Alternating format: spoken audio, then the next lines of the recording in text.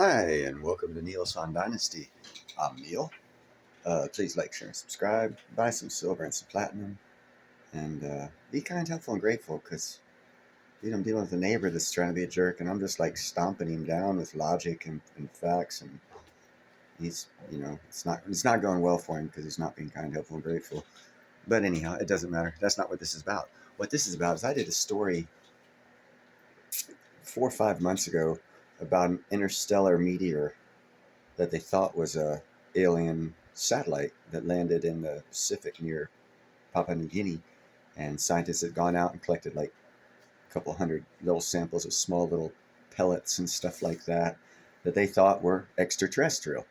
And this is a continuation of that story. And the reason why I didn't have much information on that story, you'll find out in this story, because the government classified the work. So it's taken a while to get out. But here's the story. It happened like 10 years ago. Huh, sucks, but that's our government. Hey, look at that big picture. That in 2014, nearly 3 years before Oumuamua made headlines, an unusual object struck our planet on January 8th.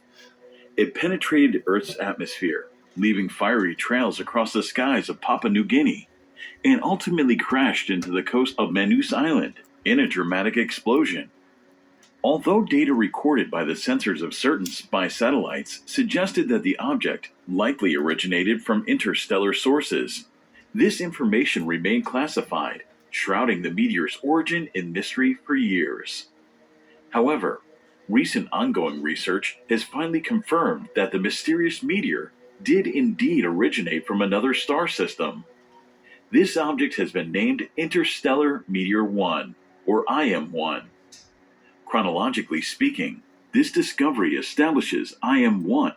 I'm sorry, that's just funny. They're calling the meteor IM-1. I just watched a movie last night called IM-4. It's just hilarious. As the first known interstellar visitor, preceding two subsequent objects. But how did scientists confirm that IM-1 originated outside of our solar system? Moreover, why did it take almost a decade to There they confirm are. the origins of this celestial object? To answer these questions, let us journey back to 2014. I'm going to show you the most impacted Earth on January 8th that year. It was documented as CNEOS 2014-0108 in NASA's Center for Near-Earth Object Studies, or CNEOS data collection. As the meteor traversed Earth's atmosphere, the sensors aboard secret spy satellites operated by the U.S. Department of Defense detected an exceptionally high registered speed for the object, indicating that it could not have originated from within our solar system. 5 years after the incident, in 2019, Harvard scientists Avi Loeb and Amir Siraj classified this object as a potential interstellar meteor. However, the data source for their classification was exclusively spy satellites. Furthermore, in compliance with defense protocols, the U.S. government did not disclose the exact precision of the measurements. Due to these constraints, the two researchers could not publish their findings, leaving the question of whether IM-1 was genuinely interstellar or merely a chance occurrence unresolved. However, in 2022, the U.S. government conducted a more thorough examination and finally confirmed the accuracy of the data. U.S. officials released a document validating the work of Avi Loeb and Amir Siraj, conclusively declaring IM-1 to have an interstellar origin with a confidence level of 99.999%. But how did Harvard scientists initially confirm the interstellar nature of IM-1? The answer to this question lies in the... I'm sorry, the answer to that question first is not that question. The first question you need to answer is if there were spy satellites, how did these two Harvard-only gentlemen get a hold of spy satellite information to come to their conclusions and analysis before the government would release it? And why would the government allow them this knowledge and then still not release the information? That's what's bizarre to me. This whole thing sounds like a setup of the government trying to let certain people take the glory of finds by giving spy satellite information only to a select few researchers. And that, to me, needs to be investigated personally.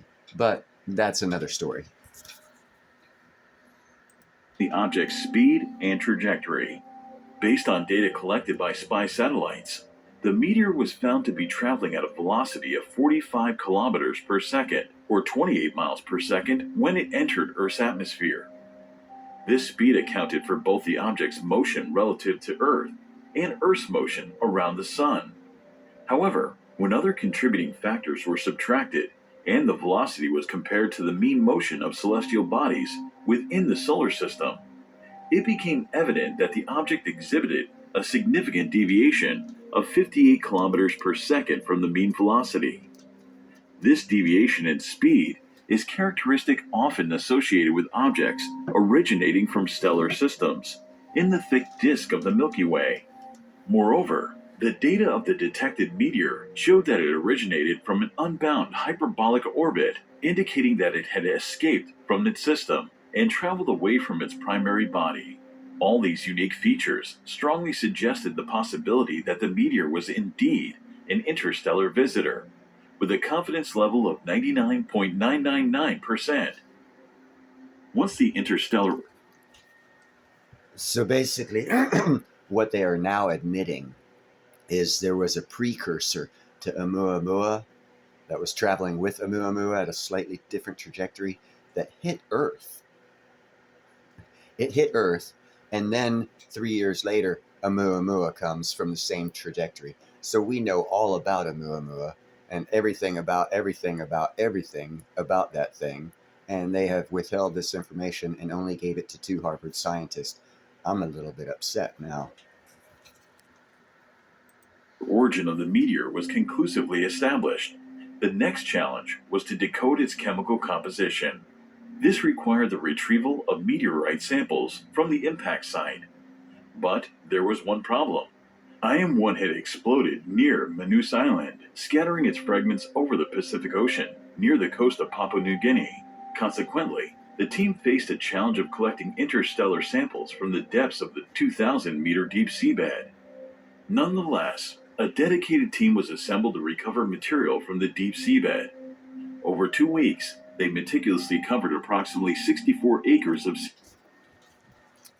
Another thing I'd like to interject here is it was of such significance at this point in time that our spy satellites and those people that controlled them gave these 2 Harvard professors this information, and then Harvard somehow came up with the funding, and it's a lot of money, to research and try and find what you'll see in the future video here in a little bit, is these small little pebbles, tiny little pebbles, 2,000 feet underwater. That is not an inexpensive trek. And I think you'll find they were on it for about 6 months or so with all this expensive equipment and everything. So for someone to expend that much money, there's going to be some new technologies coming off of it. And the Harvard professors and the people from Harvard will take credit that they were allowed top secret spy satellite information that no one else was allowed so that they could profit from it. I hope this is not the case, and I suggest if there's any lawyers that look at this to keep an eye out on this, because we could probably sue Harvard to get this stuff for free, because I think they're trying to capitalize on this discovery that was made and kept hidden from the world, except for now we're finding out. This is the upsetting part to me about this story. seabed around the impact site. This effort enabled researchers to compare the normal seabed material from the unaffected area and the material from the impact zone. Here's where the story takes an intriguing turn. Examination of the minute fragments retrieved during this process yielded remarkable results. The fragments were found to be rich in 3 elements: beryllium, lanthanum, and uranium. Notably, the abundance of lanthanum and uranium exceeded terrestrial rock levels by 500-fold, while the beryllium content surpassed Earth's levels by 100 times. This discovery was particularly significant because the presence of beryllium is indicative of exposure to high-energy cosmic rays, providing further confirmation of interstellar travel. Furthermore, the isotope ratios of iron within the sample defied our understanding of the solar system. All these findings further established its interstellar nature to a greater extent than before.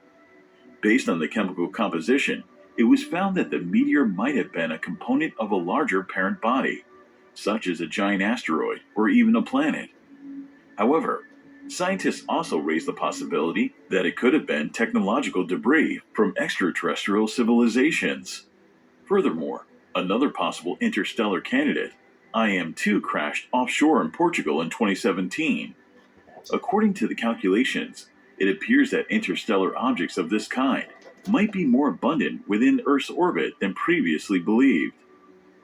With all these Okay. First off, I call bullshit on that, because if it's one hit in 2014, one hit in 2017, and now all of a sudden, oh, they're more abundant. Why only in the past 10 years has this happened? Why didn't it happen 20 years ago, 30 years ago, 50 years ago, 100 years ago? We have documented asteroid hits on this planet over 1 million years ago. Imagine the science it took to figure out how or where an asteroid impact was 1 million years ago, and they just now are putting together that after these two interstellar asteroid strikes on our planet might happen more often. I think it doesn't happen more often, but it might start happening more often. And my instant conclusion is, before you get a meteor wave, you get a few stragglers in advance. A concern of mine that just was raised in my mind. I work weird, but here we go with more of the story. Interesting about these pebbles and how the uranium levels was 500 times higher. Makes you want to go out and mine space, doesn't it?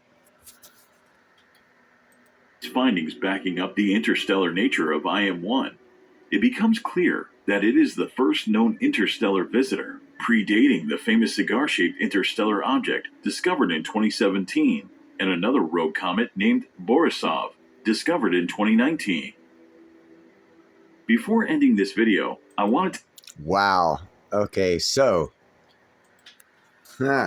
we've gone from only one interstellar object being Oumuamua or Oumuamua to now we're being told there was 4 at least, and 2 of them hit our planet, and they've been studying the rock formations for a couple years now.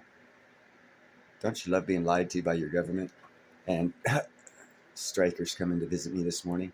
You guys have a good one. I forgot my thoughts when he jumped on my shoulder. You guys have a good one. You want to say hi? You want to say hi to him?